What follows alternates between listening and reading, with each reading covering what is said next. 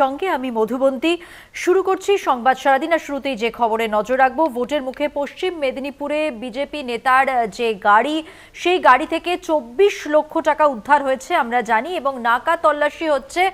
এবং সেই নাকা তল্লাশিতে বিভিন্ন জায়গা থেকেই আমরা দেখতে পাচ্ছি যে অনেক সময় অস্ত্র এবং টাকা ইত্যাদি উদ্ধার হচ্ছে। কিন্তু এই মুহূর্তে আপনাদের যে খবরের দিকে নজর দিতে হবে, আপনাদের জানি রাখি কোলাঘাটের একটি খবর, যেখানে তার ভাড়া বাড়িতে তল্লাশি।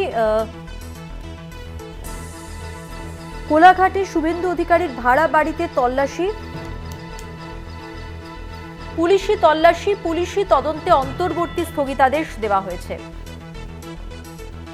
বিচারপতি অমৃতা সিনহা স্থগিতাদেশ দিয়েছেন।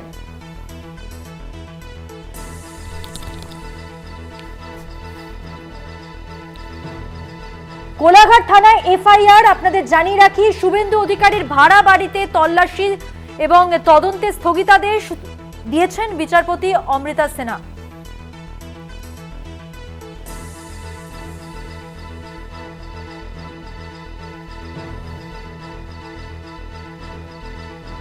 স্থগিতাদেশ বিচারপতি অমৃতা সিনহার। শুভেন্দু অধিকারীর ভাড়া বাড়ি কোলাঘাটে থানায় এফআইআর, স্থগিতাদেশ, তদন্তে স্থগিতাদেশ। বিস্তারিত জানাবেন, আমাদের সঙ্গে রয়েছেন আমাদের প্রতিনিধি পীযূষ কান্তি নাগ। দেখো মধুবন্তী, কোলাঘাটে শুভেন্দু অধিকারীর অফিস এবং বাড়িতে পুলিশের তল্লাশি, তার উপরে যে এফআইআর দায়ের হয়েছিল, সেই এফআইআর এর উপরে অন্তর্বর্তীকালীন স্থগিতাদেশ জারি করলে কলকাতা হাইকোর্ট। বিচারপতি অমৃতা সিনহা জানিয়ে দিলেন, কোলাঘাট থানার যে এফআইআর, সেই এফআইআর এর উপর আগামী 17 জুন পর্যন্ত অন্তর্বর্তীকালীন স্থগিতাদেশ বজায় থাকবে। পরবর্তী শুনানির দিন এই স্থগিতাদেশ দিয়ে বিচারপতি তার দুপক্ষের বক্তব্য শুনলেন। 11 জুন মামলার পরবর্তী শুনানির দিন ধার্য করা হয়েছে। এই মামলার শুনানি চলাকালীন শুভেন্দু অধিকারীর পক্ষ থেকে, আইনজীবীর পক্ষ থেকে বলা হয় যে 20 মে সার্চ ওয়ারেন্ট ছাড়াই কোলাঘাটের বাড়িতে, অফিসে তথা অস্থায়ী বাড়িতে পুলিশ হাজির হয় এবং সেখানে তল্লাশি চালায়। স্বতঃপ্রণোদিত হয়ে পুলিশ একটি এফআইআর দায়ের করে। পুলিশের দাবি, বিকেল 5টা নাগাদ তারা অভিযোগ পেয়েছে, তারপর ফ্লাইং স্কোয়াড ডাকা হয়। বিকেল 6টা পুলিশের 25-এ তারা তল্লাশি শুরু হয়। রাত 12টার পর এফআইআর রুজু হয়।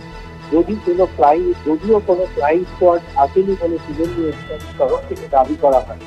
রাজ্যের পক্ষ থেকে আদালতকে জানানো হয়, এই মামলায় শুভেন্দু অধিকারী অভিযুক্ত বা সাক্ষী নন। যে গাড়িতে তল্লাশি চালানো হয়েছে সেটা শুভেন্দু অধিকারীর বাড়ি নয়, এটা সুরজিৎ দাস নামক এক ব্যক্তির সম্পত্তি। অভিযোগ আসলে পুলিশ সেটা খতিয়ে দেবে। অভিযোগ যদি পুলিশের কাছে আসে, সেটা পুলিশ অবশ্যই খতিয়ে দেখবে। সেই কাজ পুলিশকে করতে বাধা হয়েছে। বেশ কয়েকটি ঘর তালাবন্ধ ছিল। পুলিশ যখন সেখানে তল্লাশি চালায়, সেখানে ঢুকতে না পেরে ফেলে।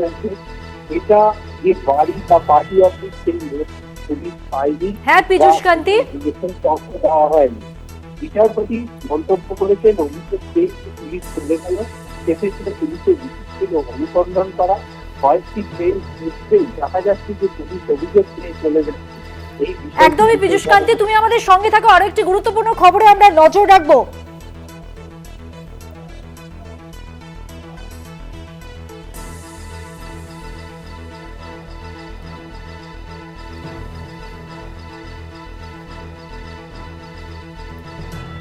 হাইকোর্টে মানিক ভট্টাচার্যের যে মামলা, সেখানে 50 কোটির উদ্ধারে সিজার লিস্ট নেই এবং আদালতে সওয়াল মানিক ভট্টাচার্যের। ইডিকে হলফনামা দিতে নির্দেশ দেওয়া হয়েছে আদালতের। হাইকোর্টে মানিক মামলা, যেখানে 50 কোটির উদ্ধারে সিজার লিস্ট নেই, আদালতে সওয়াল মানিক ভট্টাচার্যের।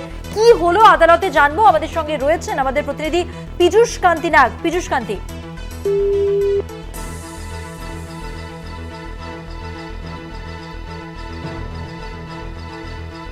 যোগাযোগ বিচ্ছিন্ন। আপনাদের জানিয়ে রাখি, 50 কোটি উদ্ধারের তথ্য সিজার লিস্টে নেই, আদালতের সওয়াল মানিক ভট্টাচার্যের। ইডিকে হলফনামা দিতে নির্দেশ আদালতের।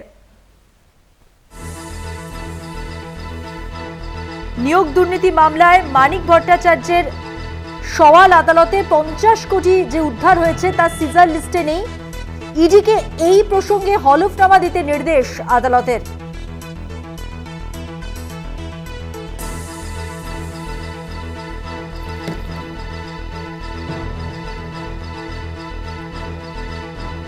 50 কোটির উদ্ধারের যে তথ্য তা সিজার লিস্টে নেই। আদালতের সওয়াল মানিক ভট্টাচার্যের। আজকে নিয়োগ দুর্নীতি মামলায় গ্রেপ্তার মানিক ভট্টাচার্য, যার সওয়াল জবাবে আজকে উঠে এসেছে আদালতে যে 50 কোটির উদ্ধারের সিজার লিস্টে নেই।